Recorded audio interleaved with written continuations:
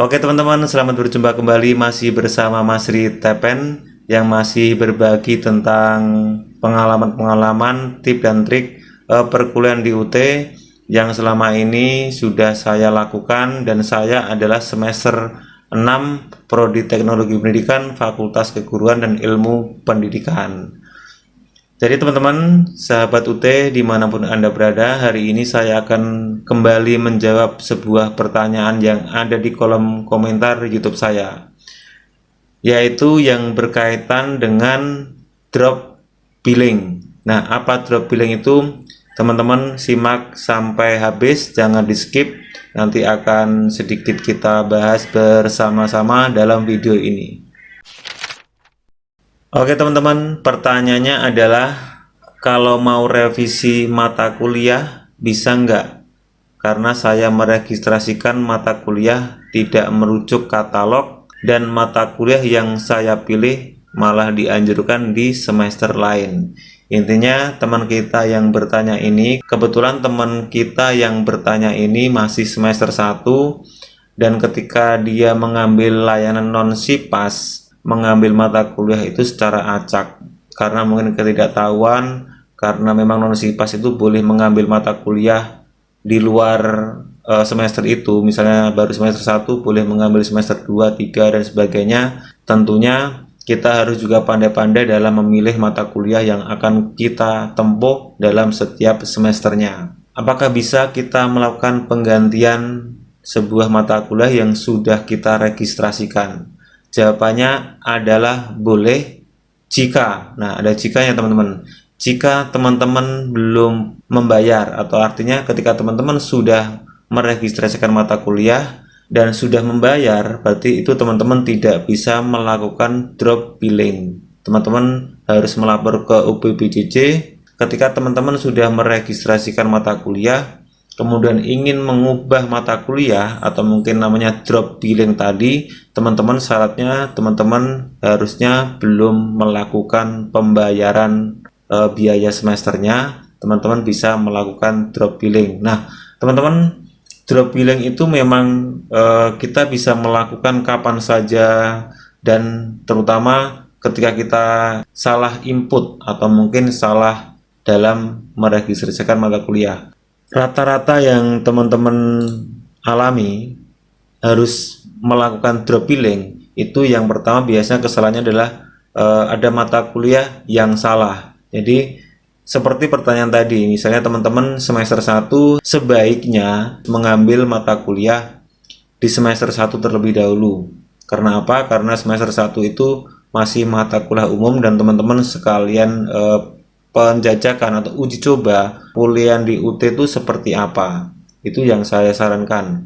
Itu yang sering terjadi, kesalahan teman-teman yang masih semester 1. Nah, kesalahan yang lain biasanya ketika teman-teman sudah meregistrasikan mata kuliah, karena jumlah SKS ketika teman-teman mengambil non SIPAS itu biasanya bisa maksimal 24 SKS. Dan kebetulan tahun ini pada saat saya membuat video ini, menurut informasi hanya bisa 20 SKS. Nah, ketika teman-teman sudah meregistrasikan mata kuliah sebanyak 20 SKS, kemudian ketika mendapatkan tagihan sebesar misalnya 1.500.000 atau mungkin 2 juta, teman-teman ingin membayar dan kebetulan teman-teman tidak mempunyai uang yang cukup untuk membayar segitu, teman-teman bisa melakukan drop billing untuk mengurangi jumlah mata kuliah yang teman-teman akan tempuh. Misalnya teman-teman sudah meregistrasikan sebanyak 20 SKS, biaya 1,5, kemudian teman-teman ingin mengurangi budget, misalnya dirubah menjadi 700.000 atau 1 juta, teman-teman bisa melakukan drop billing kemudian mengurangi jumlah SKS atau jumlah mata kuliah yang teman-teman ambil di semester itu. Teman-teman harus berpedoman pada katalog UT yang terbaru. Misalnya tahun ini berarti tahun 2020 2021, teman-teman itu katalog yang terbaru, teman-teman berpatokan atau mengacu kepada katalog tersebut. Nah, hari ini teman-teman, maaf, ini hanya sebuah gambaran umum mengapa sih teman-teman kita itu sering atau mungkin banyak yang melakukan drop billing. Ada beberapa mereka yang melakukan kesalahan tersebut. Nah, bagaimana caranya kita melakukan drop billing? Itu teman-teman sangat mudah, sangat simpel teman-teman. Caranya adalah seperti ini. Kita masuk ke webnya sia.ut.ac.id yang admisi. Dan Kak, apakah saya pernah melakukan drop billing? Pernah teman-teman. Saya pernah melakukan drop billing sebanyak 2 kali kalau tidak salah. Itu pada tahun 2020.2 dan tahun 2021.1. Itu saya pernah melakukan drop billing. Dan contohnya adalah ini teman-teman. Ini mata kuliah atau mungkin saat registrasi saya melakukan drop billing. Yang warna kuning ini tidak atau mungkin belum terbayar karena saya melakukan drop. Itu penggantian mata kuliah. Oke teman-teman, langsung saja kita ke menu drop billing. Teman-teman langsung saja ke klik akademik di sini. Nah, kemudian akan muncul seperti ini. Ini adalah info pembayaran registrasi mata kuliah yang teman-teman tentunya sudah mengetahui, dan ini adalah mata kuliah atau mungkin billing yang teman-teman sudah dapatkan seperti ini. Kemudian di menu paling ujung itu ada cetak billing dan drop billing. Di kolom aksi ini ada cetak billing dan drop billing. Untuk cetak billing saya sudah melakukan pembuatan video di video saya sebelumnya, teman-teman lihat saja.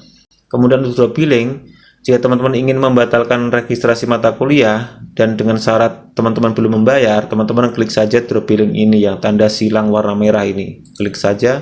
Nah, nanti akan ada konfirmasi drop billing pembayaran mata kuliah tidak atau ya. Kalau teman-teman ingin melakukan drop billing berarti teman-teman klik saja ya. Kalau batal ya tidak. Nah, kebetulan saya tidak akan melakukan drop billing, saya akan klik tidak saja. Nah, langkahnya seperti itu teman-teman. Nah, ketika teman-teman sudah melakukan drop billing, kemudian teman-teman bisa melakukan registrasi mata kuliah yang terbaru, teman-teman, seperti itu. Dan apakah ketika kita melakukan drop billing itu ada batasnya di setiap semester? Di setiap semester itu kita bisa melakukan drop billing atau mungkin meregistrasikan mata kuliah dan mendapatkan nomor billing yang baru itu sebanyak 9 kali. Teman-teman bisa manfaatkan kesempatan itu untuk melakukan registrasi mata kuliah. Kalau mungkin saya sarankan teman-teman sebelum melakukan registrasi mata kuliah, teman-teman cek dulu apa sih yang harus didaftarkan, apa sih yang harus di input, dan apakah yang harus nanti dimasukkan bahan ajarnya apa. Teman-teman harus berpedoman dan lihat terlebih dahulu buku katalog UT. Jika mahasiswa baru, tentunya teman-teman belum mempunyai buku katalog yang dikirim dari UT, karena itu bersamaan dengan pengiriman bahan ajar di semester 1. Teman-teman bisa kunjungi saja di webnya UT, itu ada katalog UT yang terbaru teman-teman. Teman-teman bisa memuatkan di sana. Jadi gitu teman-teman, ini adalah sebuah jawaban yang ditanyakan oleh teman kita, apakah bisa kita melakukan registrasi penggantian mata kuliah ketika kita sudah meregistrasikan mata kuliah, dan jawabannya adalah bisa dengan syarat teman-teman belum melakukan pembayaran. Jika teman-teman sudah melakukan pembayaran, teman-teman bisa menghubungi UPPJJ terdekat atau mungkin UPPJ yang teman-teman tinggal di mana. Coba tanya saja ke sana apakah bisa dirubah atau tidak. Teman-teman, saya kira itu sedikit informasi dari Mas Ritepen dan sekaligus menjawab pertanyaan dari teman-teman kita tadi. Teman-teman jika ingin bertanya, tulis saja di kolom komentar tentang apa saja tentang perkuliahan DUT yang sekiranya saya bisa menjawab, akan saya jawab dengan kolom komentar juga dan video juga. Dan saya sudah membuat video yang banyak, teman-teman lihat saja di video saya sebelumnya. Oke teman-teman, saya kira itu sedikit informasi dari Mas Ritepen. Semoga berkenan dan bisa jadi menambah pengetahuan teman-teman yang ingin kuliah di UT atau mungkin saat ini masih semester 1. Mohon maaf jika ada salah kata dalam penyampaian, dan salam UT. Sampai jumpa di video selanjutnya. Bye bye.